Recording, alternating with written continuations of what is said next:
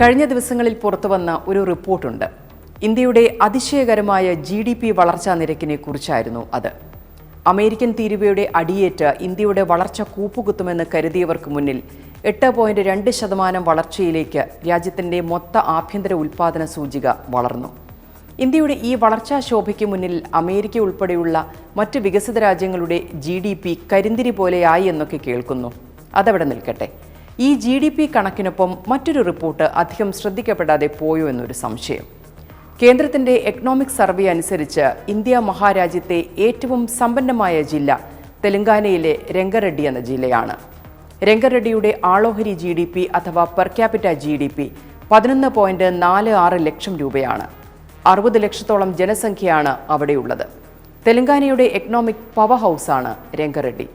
കാരണം രാജ്യത്തെ ഏറ്റവും വലിയ ടെക് പാർക്കുകളുള്ള സ്ഥലം, pharmaceutical and biotechnology hub, life science ഇൻഡസ്ട്രിയുടെ താവളം, ഫാർമ പാർക്കുകളും R&D സെന്ററുകളും വേഗത്തിൽ വളരുന്ന സ്ഥലം, എയ്റോസ്പേസ് ഡിഫൻസ് എക്യുപ്മെന്റുകളുടെ മാനുഫാക്ചറിംഗ് കേന്ദ്രം. രംഗറെഡ്ഡിക്ക് വിശേഷണങ്ങൾ ഏറെയാണ്. പല വമ്പൻ കോർപ്പറേറ്റ് കമ്പനികളുടെയും മാസീവായ പ്രൊഡക്ഷൻ സെന്ററുകൾ രംഗറെഡ്ഡിയിലാണ്. GDP എന്നത് അത് പ്രതിനിധീകരിക്കുന്ന സ്ഥലത്തെ എല്ലാവരെയും സമ്പന്നരാക്കുമോ? GDP മനുഷ്യരുടെ പട്ടിണി മാറ്റുമോ എന്നൊക്കെയുള്ള ചോദ്യങ്ങൾ അവിടെ നിൽക്കട്ടെ. പക്ഷെ ഒരു കാര്യമുണ്ട്, കേരളത്തിലെ ഒരു ജില്ല പോലും ഈ GDP കണക്കിൽ ആദ്യ 10 തൊട്ടടുത്തോ ഇല്ല. വിവാദ വ്യവസായത്തിൽ മാത്രം തൽപരരായ ഒരു സമൂഹമായി മാറുന്ന കേരളത്തിന് ഒരു 10 വർഷം കഴിയുമ്പോൾ എന്തുണ്ടാകും ബാക്കി?